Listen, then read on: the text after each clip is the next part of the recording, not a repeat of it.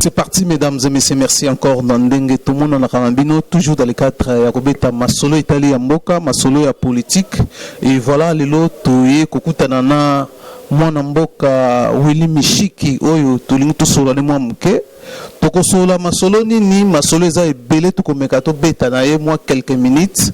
Ce qui vraiment temps et qu'on permettre à Bisso, Willy Mishiki, vraiment rapidement dans la Mouka. Batubalobi, Willy Mishik, Bazot Aza, inconstant na politique à Salaka. Voilà, Tobeta Masolo. Pourquoi choix à la Mouka? Pourquoi pas à retourner na Rasop? Pourquoi pas aussi non plus à Kosala retourne et pas na ngambo ya Kashkuna, surtout hier à Lubaka, Azoko incarné ba Valère et à Etienne et a fait Etienne Tshisekedi wa Mulumba. En tout cas, sans plus tarder, tout sur la Masolo, tout aussi Masolo est allé à consultation et à Premier ministre au Azakosala d'ici là ba Congolais ba dozi la gouvernement bima mais na ngambo mususu ya ba société civile bangope bazo monter au créneau pour réclamer aussi leur part, va faire partir na gouvernement au Izakobima. En tout cas, sans plus tarder, Mbote Monamboka Willy Mishiki. Mbote Ndekosman. Oui, alors, les lots choix na yo, la Mouka, ils ont motivé na nini te batu ko critiquer yo. Pourquoi Kemba la Mouka na la Mouka, pe na la Mouka on na casquette ni. Bon, ndeko nakoloba d'abord que ngai nano na kotate na FCCT jamais na adhérent ni na majorité présidentielle ni na FCC. Nazalaki nde membre ya gouvernement ya république oyo ezaki composé na deux familles politiques, majorité présidentielle oyo ndeko Kabila na biso bato toutaki na opposition signateur ya accord ya cité ya Union africaine. Ndenge oyebi objectif na biso ezalaki moko to koma na alternance bongwama puisque to constataki que ndeko Kabila na bato na ye babandolinga te tokende na maponani. Il fallait kokende bango malembe to bandi na cité de l'Union africaine to l'équipe par Senko ti toke kosuka na calendrier électoral oyo ebimaki. Rappelez-vous que plusieurs calendriers électoraux ebimaki avant mais babandaki ko exécuter yango te.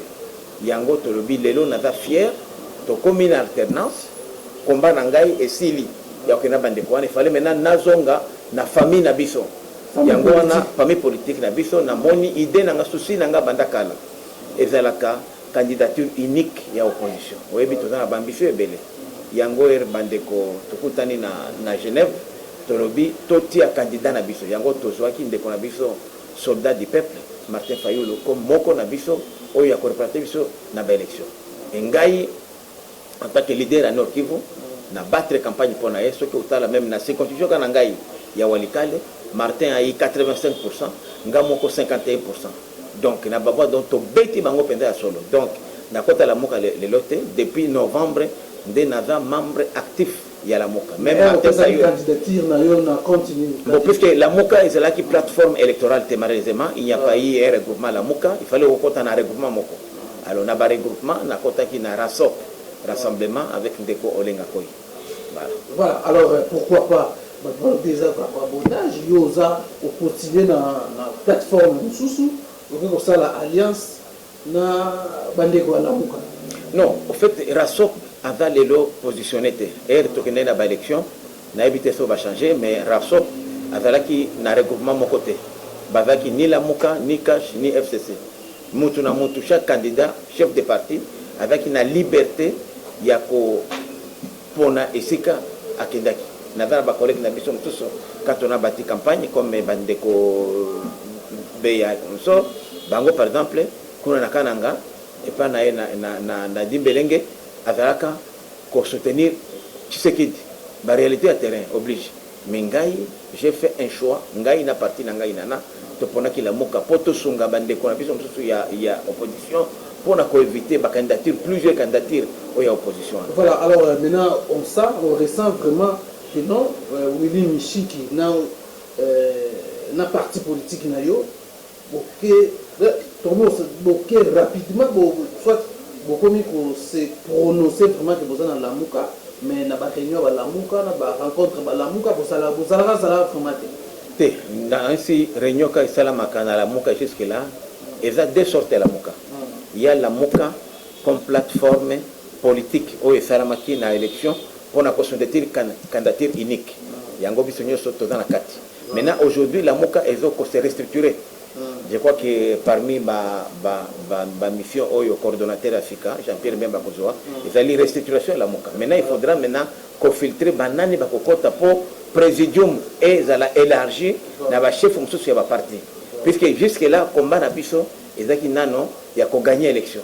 Maintenant il faut qu'on gérer ce période de post-électorale. Je crois que ekozala une des missions il y a ndeko Jean-Pierre Bemba comme yende sikoyo avec coordonnateur oyazo kamba la muka de l'eau. Voilà, la muka il y a ba divergence au sein de la muka bamsusu baza pour tout la opposition républicaine et le reste baza vraiment à côté de Martin Fayoul ou le bâtiment combat la vérité des urnes il y a moins des combat à la muka mais éviter yo zana combat la vérité des urnes to ya côté ya bangambo ya bandeko ya opposition républicaine ndeko Swan la muka ezamoko eza la muka te républicaine la muka ce qui est vérité des urnes la muka ezamoko divergence c'est ça qui déjà a plané depuis réunion ya Lumbashi Salami le présidium s'est mis d'accord les linges sales ont été lavés en famille. Donc comme une vision sika. Maintenant vision sika et que ça c'est déterminé par une annonce ngana habilité à Kolobango, il faut qu'on passe à honneur na coordonnateur Africa, président Jean-Pierre Bemba à cause là une adresse publique et sika a ko annoncer vérité des îles est partie à Bitoubanabison. C'est une partie, ce n'est pas les combats. On peut limiter kaka toute une vision d'une grande organisation la vérité des îles. Ce sont des réalités où il faut vivre dans Mboka pour dire qu'il n'y a pas de justice dans ce pays. Mais c'est ça qui a été moqué. La vision et Abisso, ils allaient changer vécu comme tu dis à Congolais. Ceux qui ont les salamités, ça c'est très vaste. Et dans le domaine puisque partout c'est de la pourriture. Yango on comprend que et programme il y a la moka est un programme moko ambitieux au yongai na ko komi pesa te kilo ya Kolobango tokotika président na biso Jean-Pierre Bemba qui est le coordonnateur pendant les 3 mois à venir a pesa ba grande ligne au biso nyoso tokona oui ba grande ligne mais Willy Chiki na Ilana vous appelez na makanisi bino ya nolo baneni genre nini ya opposition bino boningo sala ko bozana ka bino be ko proposer lors ya ba réunion de ko bi bientôt là ko bo étendre la muka comme non, d'abord, nous voulons une lamuka et dans l'état d'esprit. C'est-à-dire Congolais Nyoso, Oyo, aligné véritable changement. La vraie alternance, non comme une alternance, la vraie alternance à quoi la lamuka. De deux, la muka, le lot est sur une jeune organisation montée de toutes pièces à la veille, il y avait l'élection, mais et ces deux, Congolais Nyoso. C'est pour dire que peuple congolais a besoin il y a bonga makambo il y a changement il y a solo yango tolobi que président Yassika parmi mission naye et contre la restructuration il y a la muka azana 3 mois to pesena ngonga atala mais pour na biso inana il faudrait la muka à la opposition citoyenne. Voilà. Et vérité des îles na bino eza parti na kati wana mais combat na biso ezali ya opposition. C'est-à-dire que tout ce qui gouvernement ezali makambo ya bien. Pourquoi pas neti makambo ya Ebola. Olanda qui président na biso Jean-Pierre Bemba, Olanda pe Martin Fayoul. Ils soutiennent. Donc au colo baté qui n'attend la moka alo Ebola eboma batu comme ça lobby gouvernement kokoya. Ou bien sécurité ezalana est il y a des choses qui nous rassemblent tous autour des grandes valeurs yamboka. Ceux qui les lotent dans la banguna bakote les biso. Au contraire la mukate, au contraire la cachete, au contraire la FCT, biso nyo to bato mindu ki to doit to que nous bundana ko défendre mboka après d'être régler ma divergence na biso mikemiki. Voilà. Alors tout le là concernant je crois les dernières fois où il y a eu consultation il y a la première ministre Sylvestre Ilunga Oyo déjà contacté déjà il a consulté déjà les deux partis pour FCC na cache na évité comment Bino Bozo pour analyser pour se dire ministre Sylvestre bon d'abord la consultation est une formalité puisque d'abord Yemoko a participé à quitter la négociation apparemment ba carte déjà distribuée azo sala ka décor mais l'autre na ko bisa puisque les loyo donc azo sala décor là pour le bani les arts donc décor ça dit que pour ne pas dire na ba théâtre moko boy tu vois et là ba théâtre parce que azo sala théâtre azan a pouvoir que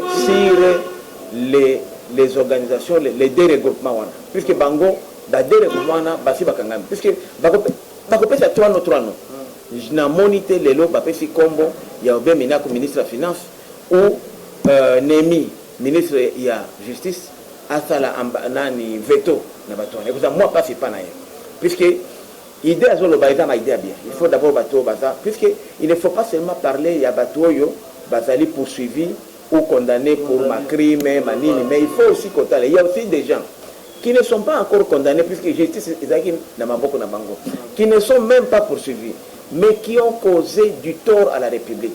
Baoyo bazaki autour du président Kabila. Puisque pas signé sur ton homme il y a 18 ans. Et quand Kabila est mon côté, il va surtout entourage nae pour na avantage na bango. Batouana baza même plus dangereux que certains même condamnés. Il y a même certains condamnés les lots poursuivis qui sont en réalité innocents. Puisque c'est moi avec ministre intérieur, basa les manifestations, babeti batu fimbo lobby a commis les lots poursuivis pour violation des droits humains. Il y a un FCC, et c'est là qui est le ministère intérieur, pour le bango Mbemba Mingi, et quoi ici déjà des grands leaders, Boucha Bela Chadar, le ministère Wana, les lots sont poursuivis pour le ministère. FCC, cash, et plutôt, Yozo ministère. Ministère, il y a Mosolo, il y a Mine, il y a Finance, il y a Bango Bazozo. Il y a un Koloba Pete, Bandeko Cash, Banegossia qui Mabe. Puisque le ministère a un impact. Na vécu quotidien ba former gouvernement ba majorité dans le parlement. Oui, mais majorité FCC c'est la majorité mécanique. Donc ils ont soloté puisque d'abord FCC n'a pas été aux élections. Ceux qui ont toqué dans les élections au Taliban regroupement au comment attend mon côté comme on a FCC. Et ça ba groupe comme Musée Abando Benga Bango conglomérat des aventuriers. Musée Abando Benga Bango vraiment bien avec Benga Bango comme puisque après il y a lobby de FCC à l'élo. Ba kutanika pour intérêt. Du moment où intérêt wana est sauté et pas d'année. D'ici une année, majorité même wana, il y a cash FCC et vous a sauté. FCC déjà après sortir du gouvernement a coopéré autour, il y a 40%. 60% avec Otikala et c'est là, mandataire public, na diplomatie. RP Bango 2 mois, 3 mois, basé le côté, d'ici la fin de l'année, avant que le mandataire, n'a diplomate, n'a désigné, FCC pourrait prendre déjà au minimum 40% et ma maman. Ce qui fait que la majorité au état de l'eau, comme la zone mécanique, et basculer. Là, au profit de qui? Et basculer ming à côté à FDFA, d'un côté à cash. Puisque sur la Mouka, on reste intact. Et puis comme battant la bisoté, aucun de soit dans la Mouka, na FDFA, ou bien na Bandeko ya cash. Donc la probable majorité, il y a lobby, et comme la majorité, il y a cash, na FDFA.